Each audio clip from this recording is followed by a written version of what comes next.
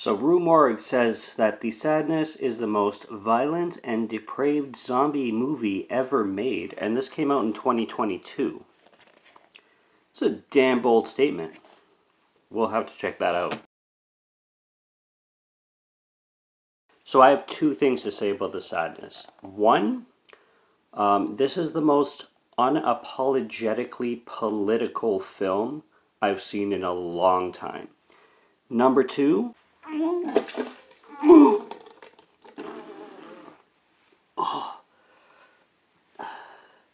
let's roll.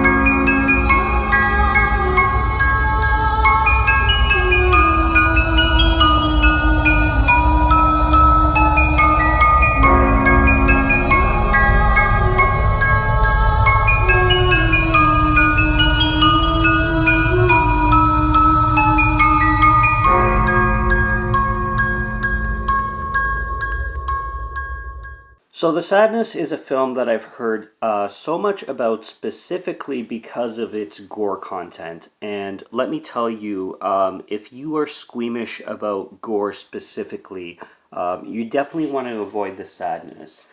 I loved it. I mean, it's one of the, I don't know how to, I really had a good time with it. I'm not going to say it's revolutionary. I'm not going to say that it does things that I haven't seen before. I'm not going to say that it's something that, has never been made before, has never been done before. It's nothing like that. I'm sure a lot of people are going to watch this film and see it like, okay, like, I've seen this before. I've seen this in other films. I've seen this done better. Yeah, I would agree. But this film doesn't hold back, and I've heard a lot of people say that the big thing about this film, that especially horror fans specifically, is that if they're gonna go for broke, this film doesn't necessarily go for broke. I agree too. So it's not gonna blow your socks off if you're the biggest gore hound on the entire planet. Yeah, it's I mean, I'm sure you've seen worse. I sure have. But does it deliver? Oh, frig, yes, it does deliver. Like, this film is packed, jam-packed, I should say, with just gnarly stuff. I love the style of it where, because it's about a couple, they wake up in an apartment, the guy's about to go to work, and they get into a little bit of an argument, because she took some time off to spend with him and he had to take overtime, and she got a little bit upset about it, but then she went to do her thing, and he went to do what he, to work, basically. And then they're separated, and they're separated for the whole film until, like, the very end. But I like that dynamic, first of all. So I like how they set that up, because they set that up in a very understandable and realistic way, and I really appreciated what they did. What they did with that. What I was saying in the intro, this film is so unapologetically political, and especially towards a certain thing that happened about a couple years ago. The messages in this film is so about politics and people's opinions and yada yada yada. Again, if that's kind of subject matter offends you in any way, this film is full of it, so you might want to avoid it. But violence-wise, yeah, it's gonna freaking deliver. There's a restaurant scene where a guy gets, like, hot oil just dumped on his head, and then the infected person is ripping off the person's skin.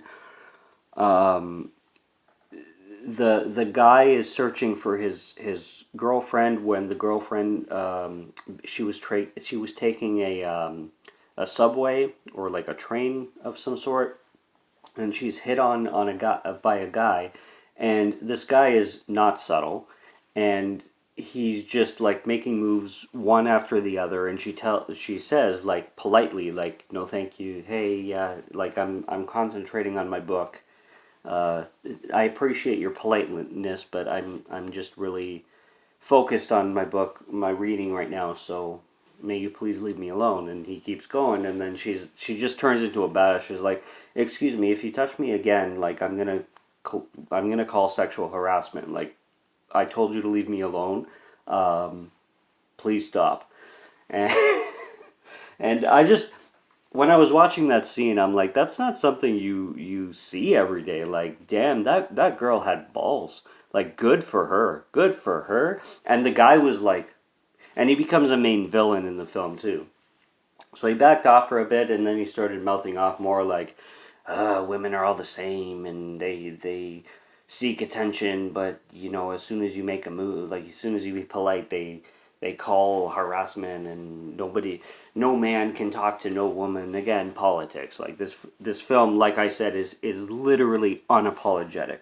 It's awesome, and there's a basketball scene where honestly this guy is taken by like three other men, and there's a basketball pole, and they wrap the basketball pole with barbed wire. Trigger warning if anybody doesn't want to listen to this part. I'll just say okay, and now I'm gonna describe. So they rammed this guy into the fucking barbed wire by the balls, like frontwards, and then the main guy comes to rescue him, and he fights off everybody else, and then this guy who just got rammed into the pole gets up, and he grabs the person who just rescued him. He grabs him by the neck, and he says, "Why did you stop them? I was just about to blow my load." I was like, well, that took a turn. Holy fuck. That was, my goodness. And then you have in the climax in this film, the woman in the hospital. I love the woman in the hospital. The whole hospital scene is amazing. You got this like comedic effect. Asian films throw in this kind of comedy that doesn't always work for like Western audiences. It's a different kind of comedy. It's over the top kind of silliness that is thrown into like when a serious situation is happening, you have this like bonkers thing going on at the same time, and I noticed that in Asian films, but and it happens in The Sadness. It's a Taiwanese film, but the whole hospital scene I love, and I love how the climax happens. Like it's insane what this woman deals with in the hospital with this maternity doctor, how he hides behind like this really really strong door, and even like that's made a joke of. It's like, how is the maternity ward stronger than like the psych ward, for example? And it's true, like he says it's true, like in hospitals the maternity ward is the strongest location. And he's like, maybe it's because people are afraid of stealing babies or whatever.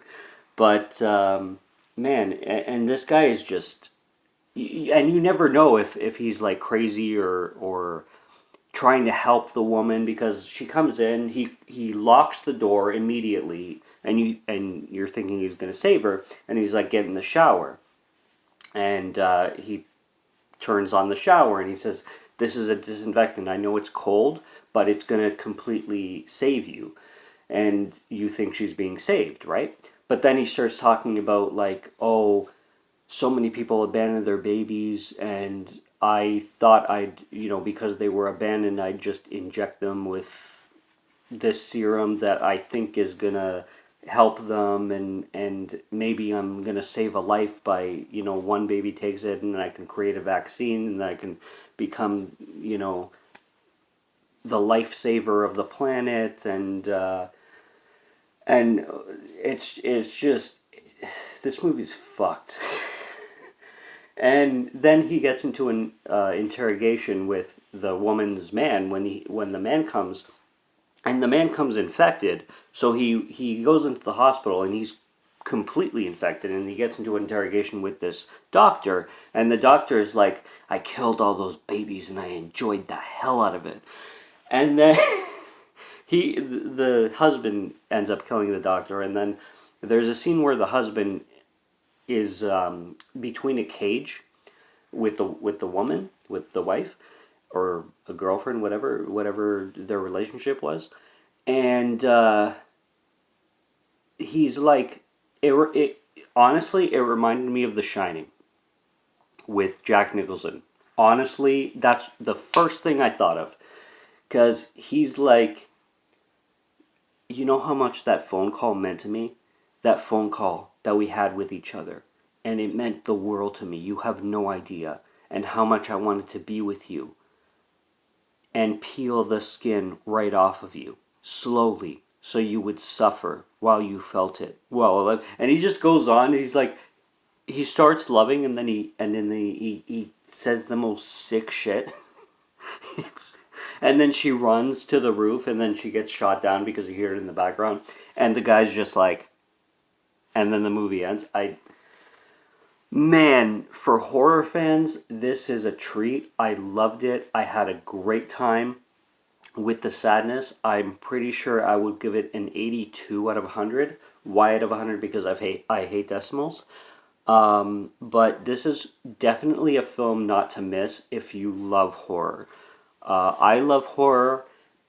I don't have a problem with like gore and guts flying everywhere and everything. But like, if you have a problem with that, you will want to avoid the sadness.